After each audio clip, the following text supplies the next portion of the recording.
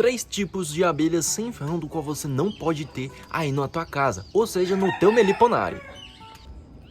A primeira seria a abelha arapuá. A abelha arapuá é uma abelha do qual ela faz os seus ninhos próprios instalados em árvores, pendurada lá no topo, lá em cima, e do qual ela faz estrutura parecendo uma estrutura de ninho, de cupim, mas na verdade não é, é uma estrutura que ela mesma faz com barro e também com celulose, e que também, né, com própolis misturada ali, toda aquela estrutura. É uma abelha pretinha e do qual ela é bem defensiva, bem brava mesmo, tá?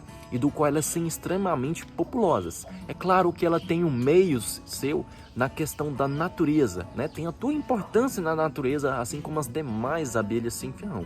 Mas é uma abelha do qual ela acaba saqueando outras espécies de abelhas sem ferrão em período de escassez, ou até mesmo em período, né, de florada. Quando ela não está tendo uma quantidade muito boa de alimento ali na natureza, ela acaba recorrendo outros enxames próximos para atacar e saquear aquele alimento. É claro que não é fácil disso acontecer, mas pode acontecer, e isso já aconteceu aqui comigo. E isso só acontece com enxames fracos, tá? Então procura evitar ter enxames de abelha arapuá ali no teu meliponário ou até mesmo próximo, tá? Então procura evitar isso aí para você não ter problemas. Uma outra espécie de abelha, que no caso seria a segunda, seria a abelha caga-fogo. A abelha caga-fogo é uma abelha extremamente linda e muito produtora. E ela tem uma grande importância na natureza por causa da polinização que ela faz, que outras abelhas não fazem.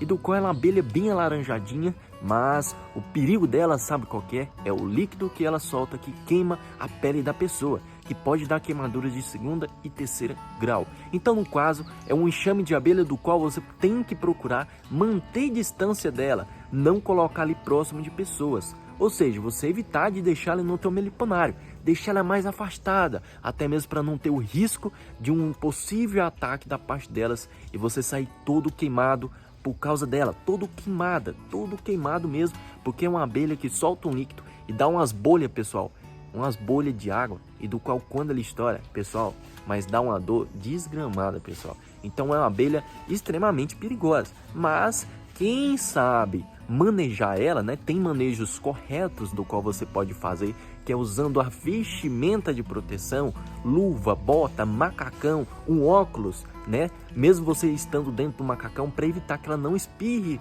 o líquido que queima, porque senão pode causar cegueira. Então é uma abelha que você tem que ter muito cuidado ao ser manejada no teu meliponário. Mas é uma abelha que eu sugiro você já manter distante do teu meliponário, não deixe dentro, deixe distante, ela mais ali excluidinha, né? Até mesmo ali para evitar de um suposto ataque pela parte dela, ou até mesmo você passando ali por baixo ela querer te atacar, ok?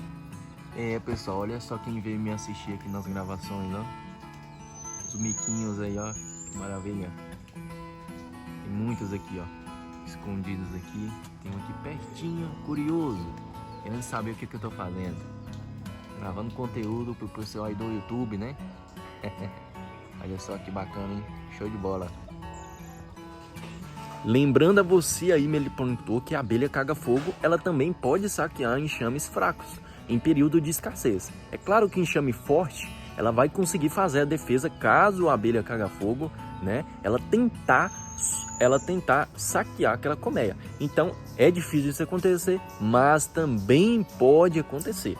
Então é bom manter os enxames sempre fortes para não ter esse risco e procurar evitar de não derramar mel ou xarope ali no meliponário, que isso pode acabar atraindo elas ali e ela acabar atacando o teu enxame. Terceira e última seria a abelha limão. Essa é o terror dos meliponicultores, pessoal, justamente porque é uma espécie de abelha que ela vive praticamente somente de saque.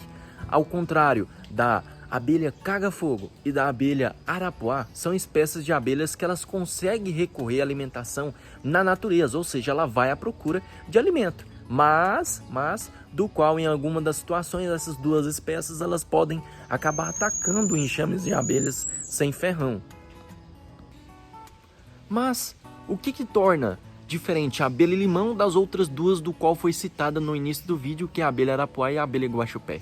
Essas duas do início do vídeo são espécies de abelhas do qual elas podem atacar as suas colmeias, mas enxames mais fracos quando ela estiver necessitada. Mas isso é raro, isso pode acontecer, mas é difícil. Mas no caso da abelha limão, infelizmente isso acaba acontecendo direto. Ou seja, isso não é raridade, isso acontece tanto no meliponário como também na natureza. Ou seja, a abelha limão, ela não possui a corbícula de coleta de alimento na natureza. Enquanto isso, as outras duas do qual foi citada no vídeo possuem, ou seja, elas conseguem coletar alimento na natureza.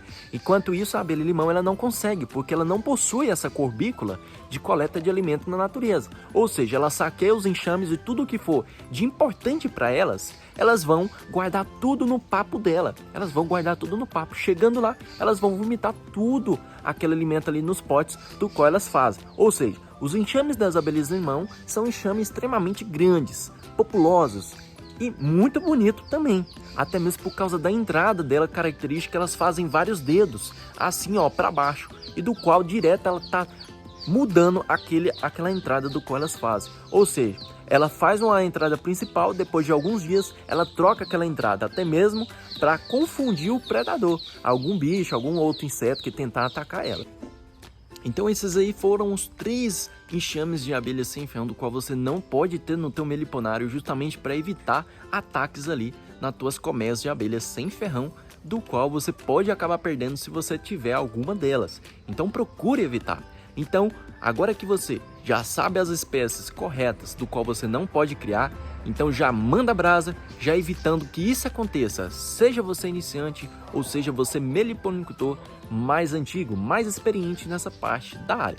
Então manda brasa e um abraço para todos vocês e fiquem todos com Deus e até o próximo vídeo.